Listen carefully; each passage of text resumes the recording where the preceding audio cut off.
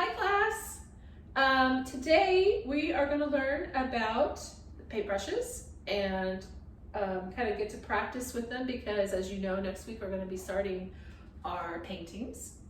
So the first thing I'm going to have you do, I have a little exercise up here for you, and everybody on their tables has a little pieces of black paper. You have a variety of paintbrushes and some water.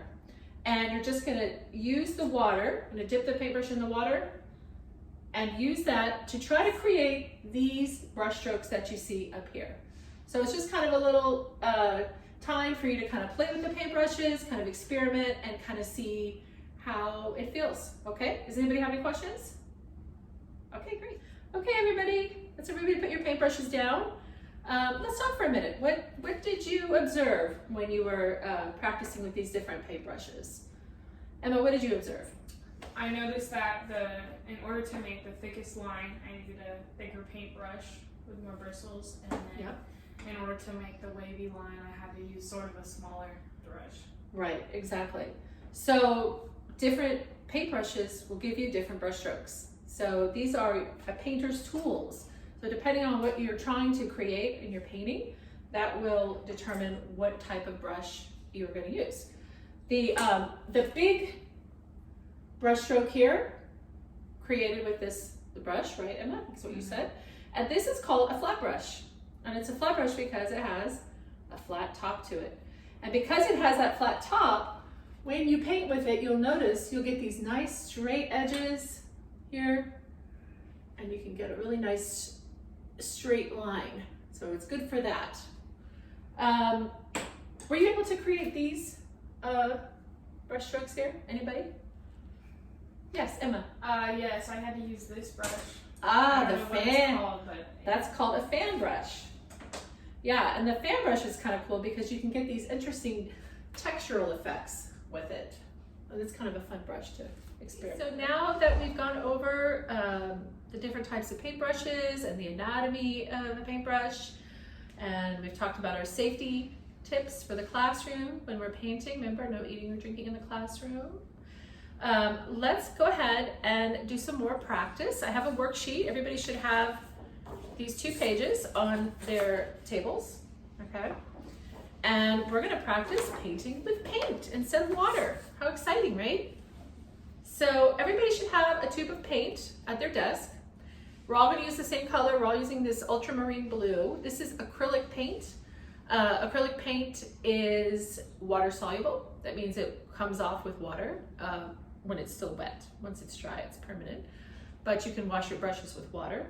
And you can also use water to thin the paint, okay? Unlike oil paint. Oil paint works differently. The other thing about acrylic paint is that it dries pretty quickly. So by maybe a couple hours, this worksheet will be dry versus oil paint, which could take days.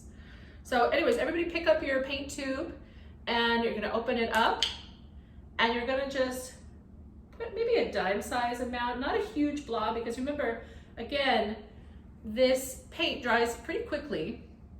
So we're just gonna use what we need for now. We can always add more later. Great. And you'll see that on the very first section of your worksheet, you're going to practice painting a line using the different types of brushes that we just talked about. So a couple things before we get started. First of all, when you are painting with acrylic paints, there's a couple different ways that you can put paint on the paintbrush, and we call that loading the paintbrush. You can start with just a completely dry paintbrush like this, and you just kind of dip it right into the paint. And you can see I'm kind of flipping it around a little bit, getting the paint on all sides, but be careful about it, not sloppy. You do not want the paint to get onto the ferrule because it's gonna spill onto your paper or your canvas and make a big mess. So you wanna be neat about it, keep it on the bristles.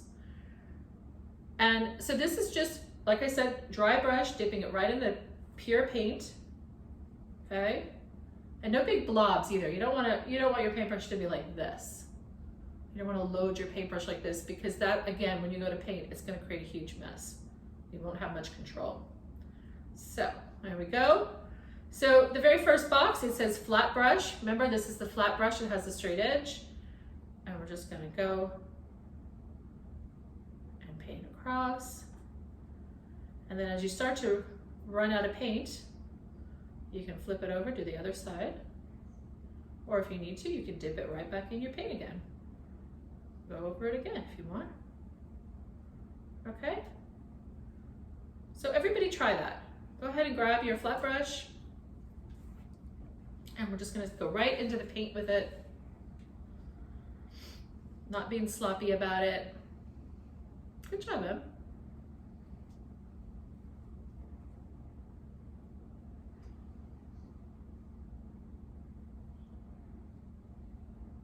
And when you're holding a paintbrush, you're gonna have to kind of find what's comfortable for you, but typically you kind of hold it like you would a pencil, okay? You can hold it close to the ferrule if you're trying to get really good control, or you can even hold it further away. Some people like to paint holding it further away, kind of gives you a looser, more flowy style.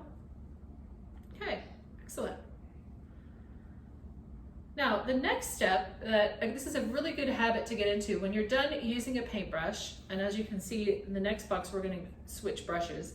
When you're done using a particular paintbrush, you wanna clean your brush right away. Don't stick it in the water and leave it there. It's a bad habit and it ruins your paintbrush. So let's rinse this brush off. Again, acrylic paint is water soluble. The water will take the paint off, so you just go ahead and stick it in your water. You can go ahead and do that. Go back and forth a little bit and help get the paint off. And then you've got your paper towel. Kind of tapping off the extra water here. And then you're gonna use the paper towel to kind of squeegee off any leftover paint or water. And if you notice when you wipe it, if there's still a lot of blue, then it means you need to rinse it again, because you really want there to be no more paint left on your brush. You wanna always make sure that you clean your brushes thoroughly, because any paint that gets stuck on there, it will eventually harden and ruin your paintbrush. Okay, so we're done with that one. We're gonna set that to the side. Now we're gonna grab our round brush. So Emma, can you show me which is the round brush? You remember? Yeah, great. Okay, remember it has the rounded tip. And the nice thing about round brushes is that they can hold a little more fluid than the stiffer flat brushes. So this time, instead of dipping it right into the paint, we're gonna get it wet first. So just kind of flip it around in your water there, tap off your extra paint, okay? Then you're gonna dip it into your paint, and you're gonna kind of circle it around, get it all over the bristles, but we're gonna kind of use the palette paper to kind of dilute our paint a little bit. So add a little more water to it. See, I'm making it a little more liquidy. Okay. Not super, super, super liquidy. We're not gonna do that yet, but just so that you can kind of see the different effects when you use kind of a thinner paint.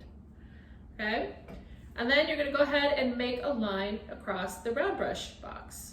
So this time, it doesn't have to be a straight line. You can do any kind of line you want. So I'm gonna practice my wavy line, but you can do a straight line if you want.